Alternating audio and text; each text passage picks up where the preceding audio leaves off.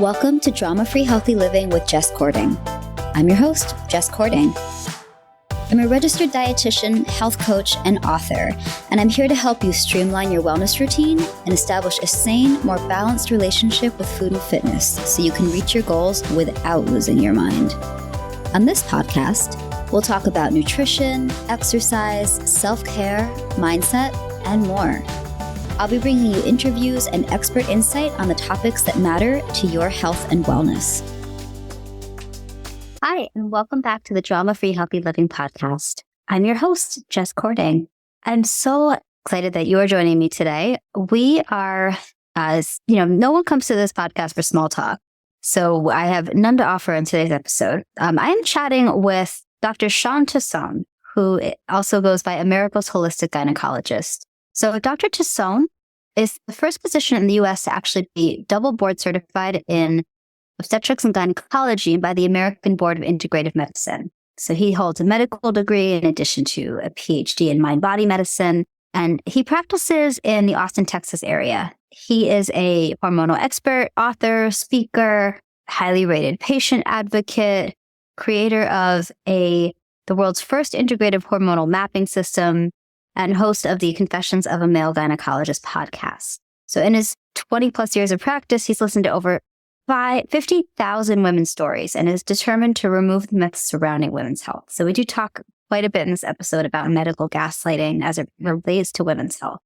Additionally, as an integrative health practitioner, he believes that you should have an active role in your care. And we talk a lot about how to advocate for yourself, questions to ask your provider. And his work includes studies and publications on hormonal imbalances, spirituality in medical care, whole foods to heal the body, and integrative medicine. Dr. Tassone is featured in many, many publications, including New York Times, NBC News, Stanford MedX, just to name a few. And his latest book, The Hormone Balance Bible, published by HarperCollins in 2021, is available worldwide. So we get into a lot of different topics today related to healthcare. We talk about medical gaslighting. We talk about how to navigate the wild world of the supplement industry. Lots to learn in today's podcast episode. So without further ado, let's get to it. So Shawn, welcome to the podcast. Thank you. Yeah, it's nice to be recording again. And I always enjoy, your insights, and I love asking my healthcare providers, my founders on this podcast, I love a good origin story. And I would love to hear what inspired you to study medicine and eventually become a gynecologist. It's funny because in the last couple of weeks, I think I've had a bit of a chip on my shoulder because I've been getting a little bit of blowback about being a man, obviously, in this profession. And I think it's a legitimate question, obviously.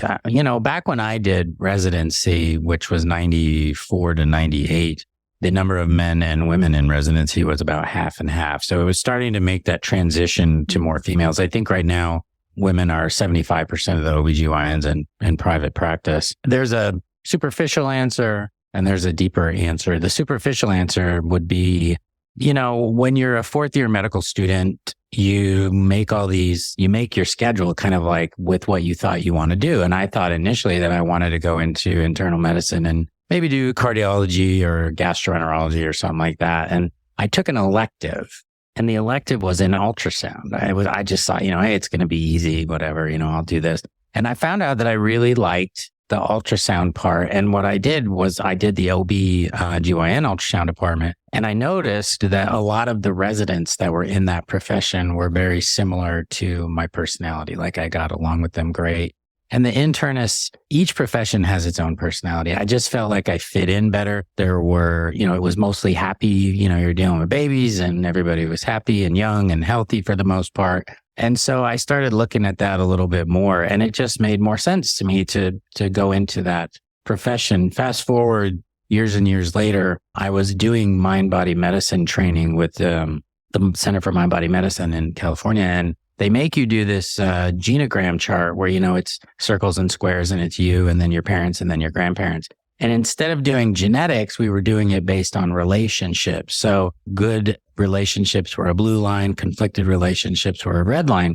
And I put this big piece of paper up on the wall and we were kind of interpreting each other's charts. And the lady that I was with said, do you notice that all of your maternal lines in your family are conflicted? Like every single one of them, me and my mom and her mom, my dad and his mom, and my kids and their mom. And it was like, when I saw it, I was like, well, maybe on some weird familial, spiritual, otherworldly level, I kind of went into this to try and maybe fix this maternal bond issue for my own family and for my generations to come. I mean, it sounds a little bit deep, but when I saw it, it was kind of like one of those like aha moments kind of, so that may be a little deeper of an answer. But overall, OBGYN, if you look at those doctors, family practice, peds and OBs, they tend to be people you'd probably want to hang out with, have fun. They're normally pretty jovial because it's a jovial profession and, it's happy. It's not like oncology where you have to be serious all the time. And there's no way I would ever have been an oncologist. Thank God they're out there, but I couldn't have handled that.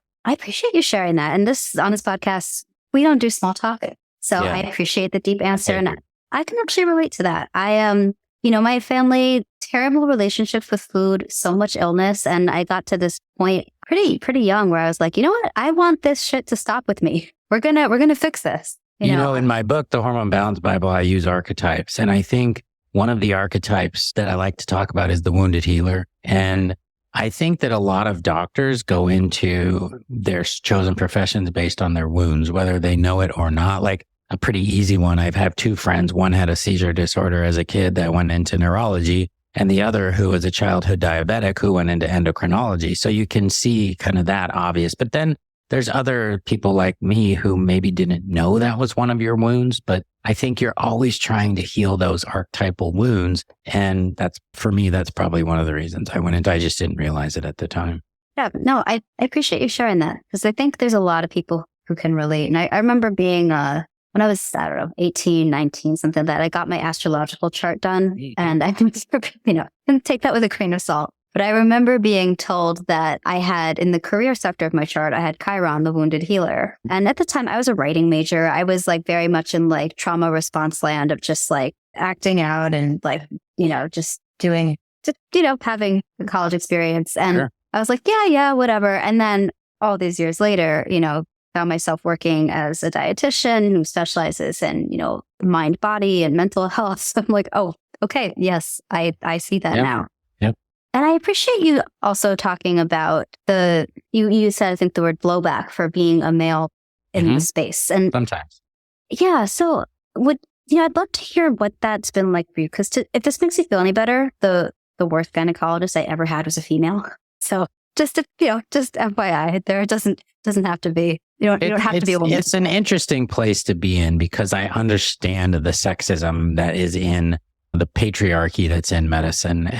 But in my particular profession right now, it is about 75% women. And I remember when I came out of residency and I was looking for a job, I came out of the military because I had a payback in 2002 and I could not find a job because everyone was hiring women. And you have to be sensitive to that because it's the market and women want female providers. And I understand that. What I found was that for obstetrical care, women wanted women. And for gynecologic care, most women don't care. They just want the best person that's got the best bedside manner. For OB, they want a woman because they feel like obviously there's some empathy there. But a lot of the women that I know didn't have babies. And I've heard actually female providers say things like, oh, she thinks she has bad periods. I have bad periods and I'm still working. And so it can kind of go the other way too. That sympathetic response can actually be kind of like the way that they judge you. Somebody tells me it hurts. I'm like, yeah, I can't even imagine. I wouldn't want to have that pain myself. But it's a very sensitive topic because I get it. I know that there is so much patriarchy and sexism in the workplace in general that I'm not going to sit and complain about it. But some women, it's kind of odd to have some patients not even give you a chance just because of who you are. And the women that kind of come after me, it just happened yesterday, actually.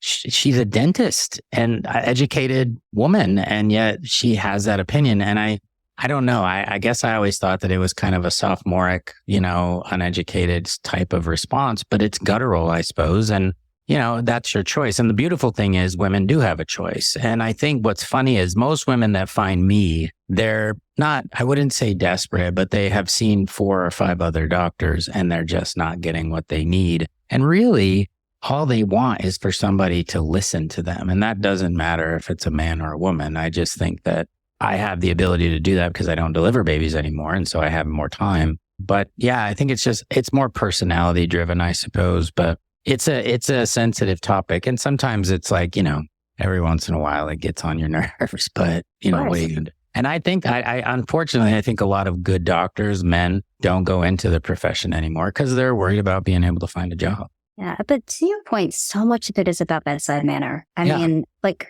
my first ever experience with a gynecologist, like I said, we don't do small talk on this podcast. I must have been like 17 or so. And it was time. And, talk about, I think so much of it really comes down to, are you a good communicator? Can you make people at ease? Do you listen to them? And I remember, as he's like down there taking a look, he's like, I think you're going to be a famous author or an actress. And me being a salty teenager, I'm like, oh, so this is like palm reading then. But what I really remember from that appointment was he was very shaming. Like, I remember the lecture about, like, I will always have this visual of him holding up his index finger, being like, you can get the human papilloma virus from a finger. Like, and just very like, no talk about symptoms. I mean, this was like 20 something years ago. So, there's that. But so much of it is really, how do you communicate? Like, I feel like any medical profession, but listening to your patients and talking with them. And I know not all providers, that's a whole other issue, just our medical system, that providers don't have time to sit down and really speak with people as much. But yeah, and it's I have a daughter, obviously I had a mom. You can be sympathetic, but you can also be like that provider you had where you just are an older, like I'm 56 now, you're an older individual and you can treat everybody like they're your daughter, which, that's probably what this person was doing, but you're not their daughter. And so then that person probably is still the same way. It's just, there's personalities are personalities and you're not going to change that. That's why women always ask me like, how do I talk to my doctor about this? They won't listen to me. I'm like, you don't. You find someone else because you're not going to change who that person is. Like, I'm not going to change who you are. So you find somebody that you mesh with, and it shouldn't matter what the gender is. It just should be who you feel listened to and who helps you. Absolutely. And so you mentioned that your patients tend to come to you after they've been to a few doctors and they've had a difficult time finding the care that they need, the support they need. And you are a holistic gynecologist. So for someone who might not be familiar with that term, what does that mean? I get that. I get asked a lot about that too. Some people will be like, laugh. They'll, put the emoji on there. But the way I look at it is the whole story is about, my mom passed away in 2001 at the age of 56 and she died of ovarian cancer. And I was actually a resident at the time, so I knew about the disease process. But because I was doing gynecology, but when she passed away and I'm an only child, what I remember thinking was I couldn't help my own mother, like not survive, but I couldn't help her just live a happy, healthy, productive life. I felt very helpless and I felt like, what the hell am I even doing as a doctor if I couldn't even help my own mother? It's like I felt that in my core. And so as you do when you're having a spiritual crisis, you go to Sedona. And so I was in Sedona and I was reading Andrew Weil's book, 8 Weeks to Optimal Health. And he was talking in 2002 or 3 about all these crazy things like fish oil and CoQ10. And I was like, oh, my mind was blown. But anyways, I did this fellowship that they had at the University of Arizona in integrative medicine. And integrative medicine is the holistic piece. I believe to me, it just means you aren't an expert in all of these other areas like Chinese medicine or homeopathy, naturopathy, because there are experts, but you have a team assembled around you that you can refer to. To me, that's the holistic part. And then in that training, there was 8 weeks of spirituality in medicine, which I grew up Catholic, but it blew my mind that there was this spiritual aspect of healing. And so I did a Ph.D. in philosophy because I guess I like to spend a lot of money on education. But for me, holistic means I'm incorporating I'll do robotic surgery. That's a part of holistic healing in my mind. But I'll also then have the knowledge base to tell a woman who's having heavy periods that she could try yarrow flower that the Native Americans have used for, 800 years. So that to me is holistic. It's just tapping into all these different potential traditions, but also for me, because I'm an MD, having that surgical aspect that can help as well, because it's all part of the holistic person. Sometimes surgery is necessary, but most of the time it's not. And I have that aspect too. My mom is a psychotherapist, but also a certified hypnotherapist. So I grew up, being introduced to all kinds of different healing modalities. And it doesn't, to my mind, I can't understand why somebody would not welcome integrating all these other practices, with Western medicine. It's just, I find it fascinating that there's still sometimes this camp and that camp. And that, it's like we have to explain, like, actually, it's okay to be holistic. This is a good thing. It's not woo-woo stuff. It's ego. I think some of it. We also, when we learn medicine, it's still very Cartesian. You break the body down into separate components. And like you see with all these professions, gastroenterology, cardiology, nephrology, it's an organ system that you become an expert in. And then, especially me, like let's say I'm a hormone expert. I've done it for 25 years. And there's a coach out there that claims to be a hormone guru when this person did an 8-week course in hormones. My ego could get upset by that because this person is claiming a title. And I used to, I really did. I used to get upset by that. And now it's kind of like, maybe there are women out there that aren't seeking my help because I'm an MD and they think I'm just going to blow them off. But this person that is a coach I don't know about coaching. I don't know a lot about nutrition. I know some, but not maybe the depth that they have per se. So I think we could all work together, but I do think physicians, it's a little bit of ego. It's a little bit of territory. It's a little bit of money, because when you start taking away their patients, they lose income. All that kind of ties into it. And it's the ruling paradigm. I mean, like it or not, medicine, allopathic medicine is the ruling paradigm at the current time. And they don't want to let go. When you're king of the hill and other people are climbing up, you knock them back down. You don't let them, take that mantle away. And so that's probably part of it too. I appreciate you explaining that. And I was listening to what you were saying about your mom. Maybe you know this, maybe you don't. I lost my dad to pancreatic cancer.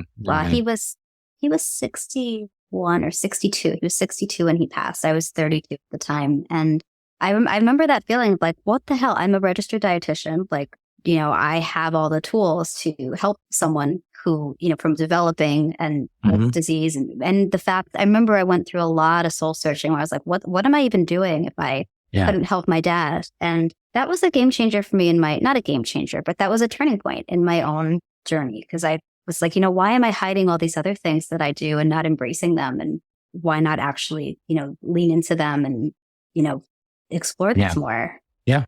And I lost my grandmother to ovarian cancer, which, wow. It's a tough one. And, it's, we're not going to turn this into a therapy session, but, I'm sorry. I've done a lot of that too. Therapy is a wonderful tool. Yeah. Now, I appreciate what you said about the hormone coaches, because to your point, one can get really pissed off by that. And, as a dietitian, I'm sure, as you can imagine, like the internet is, I could look at it as the tons of people stepping on my turf on social media. But what you said about working together, it is really, really valuable. And but you did bring up an interesting point about the hormone coach, and hormones are a big thing in the media right now. And they have been for a while. But, the term hormone balancing and hormone imbalance, that gets thrown around a lot. So, for you as a credentialed expert, for someone who's like wondering what the hormone imbalance actually is and some signs they should be looking for, what would you tell them? Well, it's kind of funny because I get attacked on both sides. So obviously my colleagues will come after me because I wrote a book called the Hormone Balance Bible. And hormone balance is a term my colleagues don't like. They will I had to block so many of them on Instagram because they would come at me. And it's just because it's true. There is no technical medical diagnosis for this. But we do have codes in medicine for hyperestrogenism, low testosterone, polycystic ovarian syndrome. I mean, these are known things. So we obviously know that stuff exists. I'm just calling it something that they don't like. And then on the other side, I get criticized for not having the same nutritional education as you, which is great. I know I don't. So it's kind of hard to be in both camps. But the problem is, I think on one side is that you have the community that I won't call them alternative because that's so demeaning, but that are outside of the ruling paradigm, and they will make claims like they're an expert, they're a guru, they're they know because they have this N of one where they've fixed their own disease process, so that makes them an expert, and they're criticizing my colleagues that have 12 years of higher education. So that I think is also kind of hard to swallow at the same time. But there's a friend of mine, he's an older doctor. His name is Larry Dawsey. He's written like 12 books. And he has this thing he calls the beef stroganoff principle. And he had a friend who owned a restaurant in a small mountain town, and everybody would eat there. And one day he put beef stroganoff on the menu. And Larry said he had it. It was delicious, but nobody bought it. Not one person bought it. And the guy was like, I'm going to take it off the menu. Nobody likes it. And Larry's like, it's so good though. And he's like, why don't you just call it beef with noodles? And so the guy changed it to beef with noodles, and then it became like the number one seller. And it was because they were speaking the wrong language. Everybody knew what beef and noodles was in this town, but they didn't know what beef stroganoff was. And the problem is when the coaches and whatnot talk to my colleagues, they use terminology that my colleagues either don't understand or they don't like.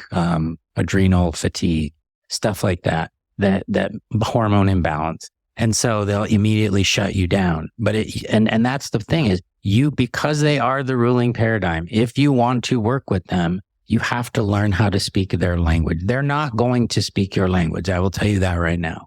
So it's an undue burden, but it's a burden. You have to learn how to speak that language, because I think my colleagues will understand if you speak that language. Like when I debate another provider and I say to her, usually it's a female, okay, so you're saying hormone imbalance doesn't exist. Then why do you treat polycystic ovarian syndrome with birth control pills, which are hormones?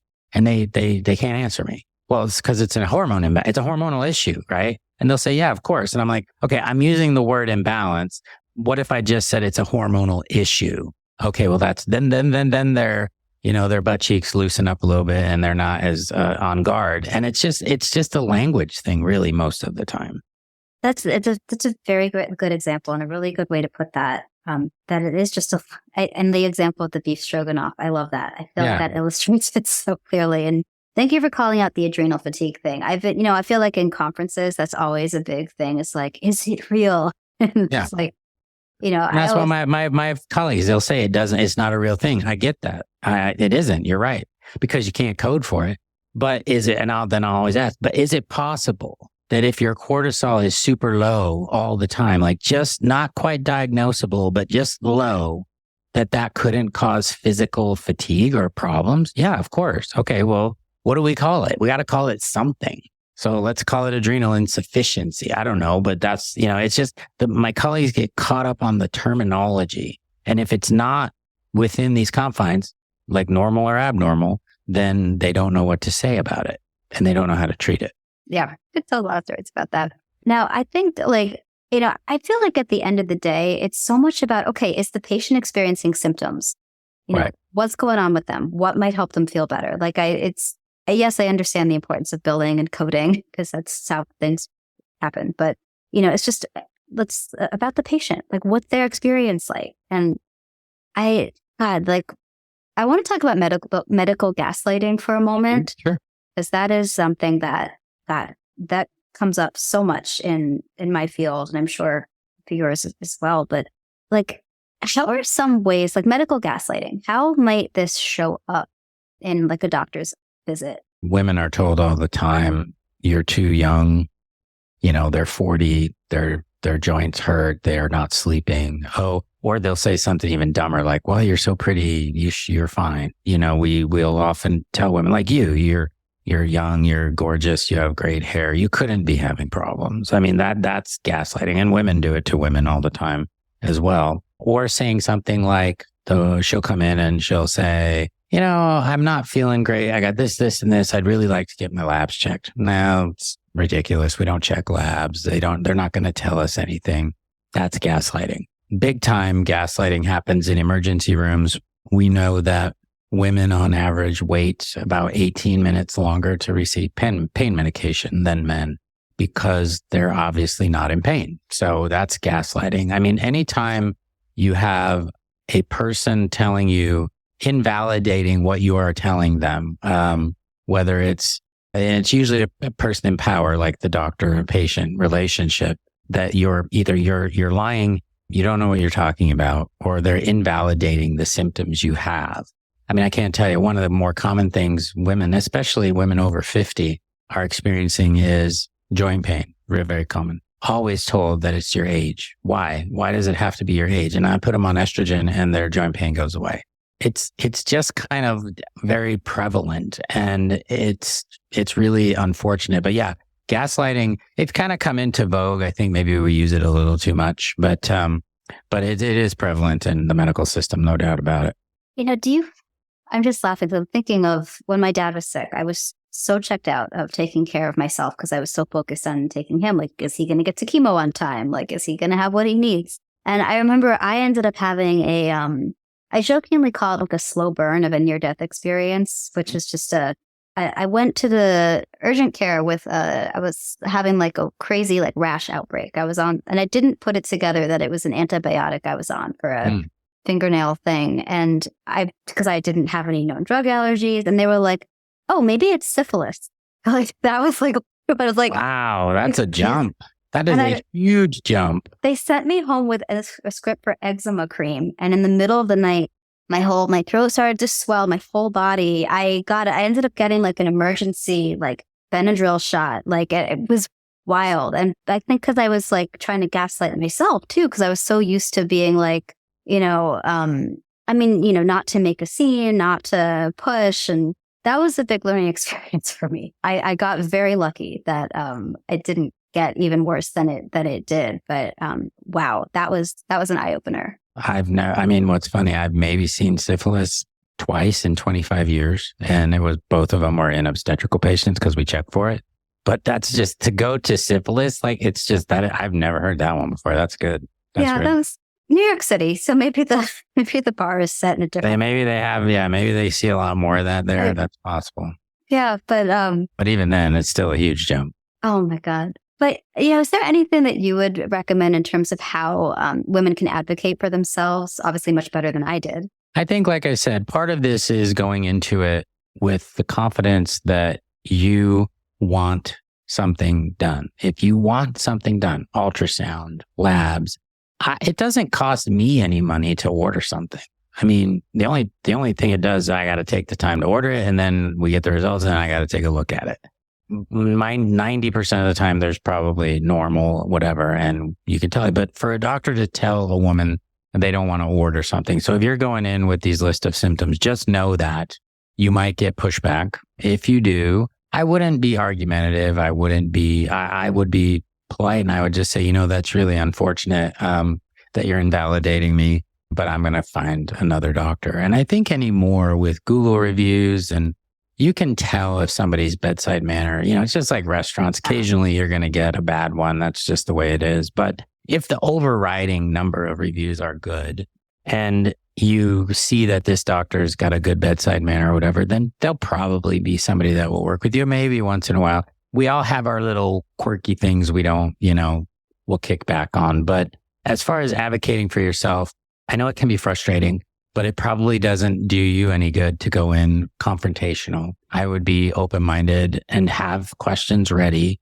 And if you get that feeling, like I have had so many patients, even this last week, where they'll just say, she's a great doctor. She did a wonderful job with my babies, but this topic, she just doesn't seem to be super interested in. And so that's why I found you. If I get pregnant, I'm going to go back to her because I really like her, or I'll go see her for my pap smears. But for this particular topic, I just didn't feel like I was getting what I needed. And that's probably going to happen too, where doctors have areas like I do that they really enjoy and they focus on. And you just have to know that you're not wrong for wanting things. You're not wrong for asking for something that you feel is something you want. So just understand that you're fine. You make a kickback. And if they say no, then find somebody else that will do that. Thank you. I feel like that's a reminder people need to hear again, because the stories I have heard from my patients over the years, like serious stuff that like goes undiagnosed. And it's just like, wow. Yeah, I had a nurse practitioner, a patient, educated, woman who's in the medical system. She was feeling miserable. And she came to me because of a friend of hers who I treated for something. And she had been to the emergency room twice because she felt that bad. And they checked her and nothing, they couldn't find anything wrong. So I just ran the typical hormone panel on her. And her thyroid was like out of whack. Like she was overtly hyperthyroid. She had high thyroid. Her TSH was super low. She obviously had hyperthyroidism. And I don't usually mess around with hyperthyroidism. So I got an ultrasound, and on the ultrasound, she had this little nodule that they reported as potentially suspicious. So I sent her to the endocrinologist, and the endocrinologist said to her, "This is gaslighting. You look fine." She was young, pretty, you look fine. Why don't we just give it 6 months and we'll repeat the ultrasound? So she called me and I was like, well, that's just ridiculous. So I sent her to another friend of mine who's a thyroid surgeon who biopsied it, and it was cancer. So she had thyroid cancer. She's a nurse practitioner. She knows she doesn't feel good. And she was even being gaslit and kind of buying into it a little bit. It was her friend that made her come in. And it's not like I'm a genius. I just ordered stuff to check and then followed up on it and was a little bit persistent about it. But even educated people can get gaslit by this. It's pretty rampant. Yeah. It's one of the things that makes me very angry when Yeah, that made me angry. No, but then we have like on the total opposite end of the spectrum. Maybe there's just a whole other ball of whatever the F, but like supplements, the supplement industry, especially when we talk about women's health, it is just like the Wild West. And I know we've talked about supplements before for, different like articles, but like, what do you want people to know about supplements targeted to women? Like in terms of like, what's like a waste of your money? Like, how do you know if something is going to be, too much or too good to be true? Like, what do you want people to know about supplements? Women's health and hormones are a massive business, and celebrities are realizing this too. Gwyneth Paltrow, Halle Berry, they're now in their 50s, and they are discovering that there's a lot of women suffering. And so they, like Halle Berry now is a part owner of Pendulum, which has this Akkermansia product and one product that does metabolic control. And the problem with these supplements is that they can make any claim they want. There's nobody regulating them. They can say it increases your metabolism. And if you notice, they'll say kind of things that are question, like it's like too good to be true. And I always tell patients, if it's too good to be true, it's because it is. I mean, that's just the way it is. And if you look at the supplement industry history-wise, look at Oz and all the stuff he used to promote, none of it comes true. There are good supplements out there. Magnesium, the maca that I like to use, fish oil. The problem that I have is when they make these erroneous claims. The big thing now that I'm seeing is topical estriol creams for the face to prevent wrinkles. Well, okay, estrogen helps wrinkles. It's true, but we know it does. However, estriol is a very weak estrogen. It's about 100 times weaker than estradiol.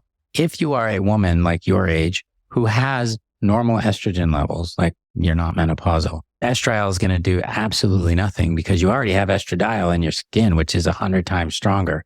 But they're not saying that in the ad. They're just marketing to women that it helps with wrinkles. So what are women going to do? They're buying it like crazy. And the ingredients, if you ever go on a website and you can't find the ingredients, or it takes you like 10 minutes to find the ingredients, don't buy it. I'm also not a fan of proprietary blends that have like 47 things in them. I'm more of a purist. If you're going to use magnesium, just use magnesium. You don't need 12 other things. So unfortunately, I think, yes, the supplement industry realizes that here's the other thing. There's another product out there. I won't name it, but they'll even say in their ads, you won't notice the difference for 12 months. Okay. Well, that means you got to buy their product for 12 months, and they have a 30-day money back guarantee. But if you got to use it for a year, you can't return it. So it's like, come on. And certainly people can see through that, but I don't think they do. I think a lot of people still buy it. Well, a lot of these ads, like they play on people's emotions and their insecurities. And their, oh God, I spend a lot of my time like going through supplements with people. Like they'll like, what do you think of this supplement and that supplement? Like I will sit there, like literally going through like the website of like looking all the stuff. Well, anybody that's done any marketing knows you have to hit the pain points, right? Yes. And so what are the pain points still? It's going to be insomnia, weight gain, hot flashes. For women, most of the time, they're going to talk about weight gain. They're going to talk about sleep. And some of these products may actually work. Like I was talking with a lady on Instagram yesterday, and she said this product, Wild Yam Cream, that's a big one. Wild Yam Cream is a complete scam because, and this is the marketing, the yam, which is the sweet potato, the yam has a chemical in it called diascoria that is what we make progesterone from. Great. The yam cream companies are taking that and they're saying it's just as good as progesterone. The problem is the diascoria, you can't physically change that in your body. You don't have the chemical reactions to do it. And diascoria doesn't do anything. So they take the diascoria in a lab and they make progesterone out of it, but your body can't do that. So it's a total waste of money. So I had a lady on there yesterday and she said, well, I put the cream on, it made me feel better. And my response was placebo is an amazing thing because 60% of, we even know this about Prozac, for goodness sakes, 60% of the result is placebo. And so you'll keep buying it. And some people do feel better. It doesn't mean it's doing anything, but so, and I guess the point of that too is as long as you're okay with it and you're not spending your last dollar on this stuff, I just like people to have the truth. If you still want to buy it, that's your choice. But just know that like with those wild yam creams, it's not going to do anything. And most people don't get a result. Some will, and they can keep buying it. But I just like it to be more truthful. But then the companies would never be able to market anything if they said it doesn't actually work. So obviously, so it doesn't actually work, but we're going to talk to you about. We're hoping the placebo, you'll still buy it. Yes. But the placebo, I mean, it's like best case scenario, right? It's like you do nothing, you get a result. That's like the beautiful thing. Yeah. But, I thank you for sharing that because supplements, that's a question that comes up so much in my field.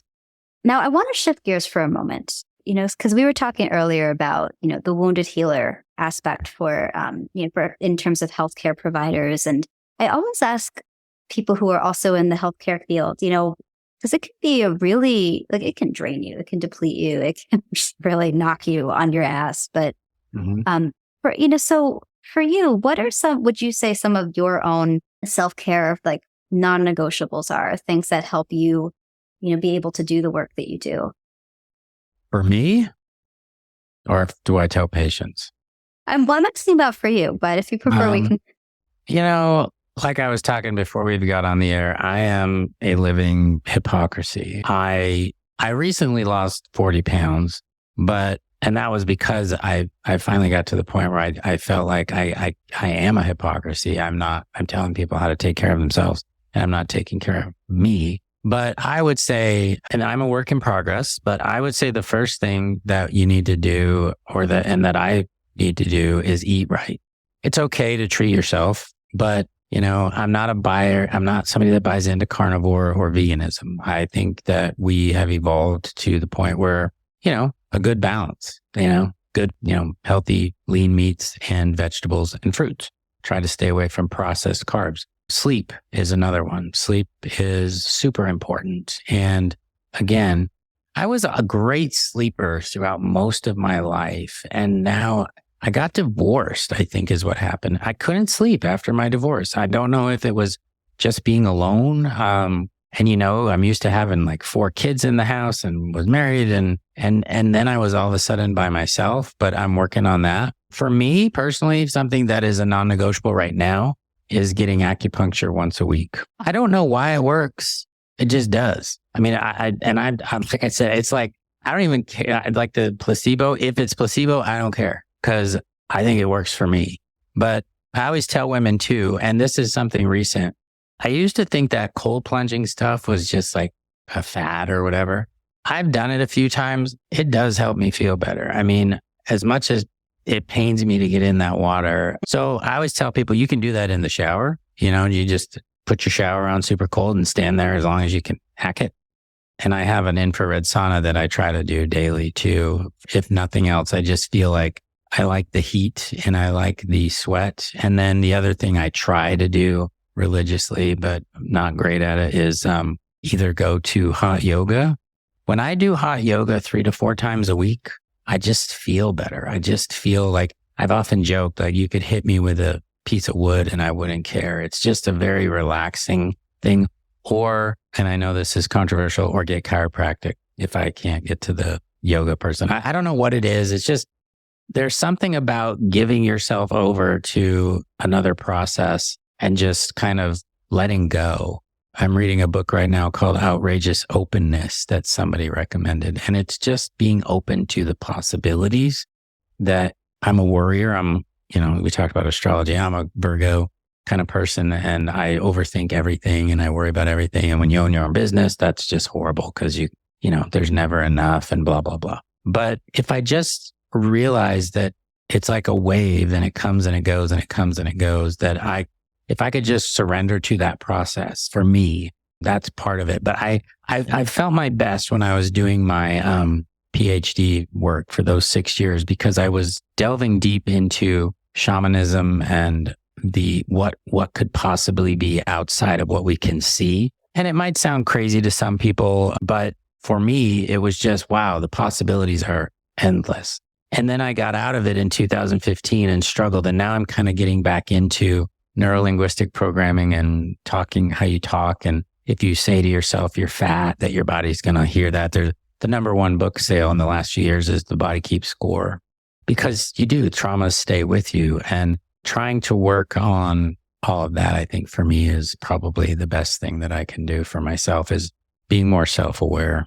Yeah, thank you for sharing that. I think there is this misconception that healthcare providers somehow are perfect, I'm far from perfect. Right. And I say, when I was writing my second book, The Farewell Tour, which literally sleep is in the title, better sleep is in the title. I had never had worse insomnia. And for me, a lot of it was trauma response, being physically in a place where I had history of trauma occurrence. So my nervous system was like, we cannot handle this. And I was up in the middle of the night for months and months and months. It was horrible. And I felt like such a fraud because here I am writing this book where there's an entire section to help people sleep better. And I was having the worst sleep of my life. And it was it's a learning experience, but it was, I remember that it was, I definitely had instances of where I'd be counseling my patients on sleep. And I was like, well, I'm not doing what I should be doing, but I'm going to tell them what they should do.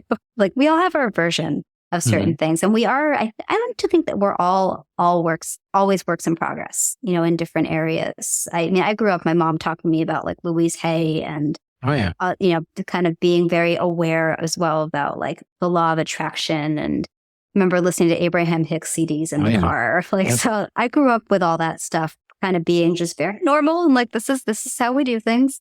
So I love listening to Abraham Hicks. I just can't stand the accent that she has. So it drives me nuts. But the message, I don't mind. Yeah, I still get the daily newsletters because it's the message without the accent. Yeah. It's yeah. But that awareness of thoughts, that self-awareness, even when things are really challenging or I'm having a phase where I'm struggling with something, it is really that self-awareness can be really helpful. Just to kind of be like, okay, we're gonna get through this. These are the things that are, we're working on right now. But I appreciate you sharing that, and thank you for sharing about the cold plunge as well. I have not tried it, and part of me is afraid that I'm gonna like it, and then want to talk about it all the time. Well, that's exactly what I did. I got in, and then I got out, and I wanted to go buy one because it just felt good, and that was probably the best night's sleep I'd had in years. And I don't know, there is something about all the cold shock proteins and stuff like that. So it, I'm sure it does something. The athletes have been using that kind of stuff for decades. You see them sit in those ice baths after the game and whatnot. So we know it does work, but I just kind of felt because it got adopted by that kind of fringy, group that, I call them the 20 to 35 year olds that have inordinate amount of money and they just can go to the Amazon and do ayahuasca and, that group. And it's whenever it gets adopted by that group, I'm like, oh, it's It's like the Antichrist. And that's unfortunate because I probably shouldn't be like that. But, No, it's hard not to. I call them the biohacker bros. Yeah. Yeah. It's just like that, like that vibe. It's like, and I live in Austin where Aubrey Marcus is, and Aubrey he's a nice guy. I've met him a couple of times. He's got a ton of money, and he's formed that, workout group on it with Rogan and I think he's got a lot of good information, but whenever he adopts something, it tends to be everybody jumps on it because it's Aubrey Marcus. And it's like, they don't even know what they're doing. But if he says it's okay, well, then it's like the Burning Man crowd. It's like, Burning Man, when it first started, was for beatnik people that had no money. They would go out. Now it costs I got invited and it was like $15,000 to go. And I was like, when did it turn into this super, because you got to rent an RV, you got to bring in all your food, you got the lot fees. And and it's people that just are bored, I think. They're just bored. And I know I'm probably going to get a lot of blowback for this, but not overall. Not everybody, but it's like, so whenever it comes out of that crowd, I kind of feel like, and maybe that's one of my things I need to work on. I get that immediate kind of guttural reaction, but there is some good information there, I think, that I obviously am finding out on my own. Yeah. Now, something I like to ask everyone who comes on this podcast, for people who want to learn more about your work, check out your book, where can they do so? So the book, The Hormone Balance Bible, it came out in 2021, HarperCollins. It basically describes the top 12 hormonal archetypes. And by archetypes, I mean like testosterone deficiency. I call it the nun. Low thyroid is the underdog. And I put them into archetypes because they tell stories. So it makes it a little easier to comprehend. I like talking in narrative and stories. So that's why I did that. If you don't have the book and you want to go to tassonemd.com/quiz, I have a 36 question quiz. It's pretty involved and I've mathematically weighted it on the back end. It will give you the top archetype based on how you answer those questions. Now, nothing is as good as having your labs checked, obviously, but it gives you a place to start at midnight when you're awake because you're an insomniac and you don't know what's going on. So tassonemd.com /quiz. I'm on Instagram, Shawn Tassone MD. I'm always putting out reels every day and try to make it funny. That's part of my personality, like top 5 things I found in vaginas kind of stuff. But I also try to teach at the same time. And then obviously I'm licensed in 23 states, so I can see people one-on-one through Zoom. And if you're struggling and you're out there and nobody's listening to you, that's what I do. Amazing. We'll be sure to link to all that in the show notes so people Thanks. can connect with you. Okay, so thank you for coming on the show today. I have one more question for you. Sure. I know I gave you a heads up, but this is a question I ask everyone who comes on there. And I like that there's so many different ways to interpret this, and it's constantly evolving, I think, for all of us. But today, at this moment in time, what does healthy living mean to you? It's a good question because, as I said earlier, I'm living hypocrisy. I have high blood pressure and I'm currently on 3 medications and it's still high and it's a little bit scary at 56. And I have no reason to have it. Everything's normal. It has to be stress. It has to be me worrying about things. And so it's interesting you asked me that question because I have been kind of struggling now. And the thing for me that is imperative right now is exercise. I haven't been exercising. So healthy living for me means I need to move my butt.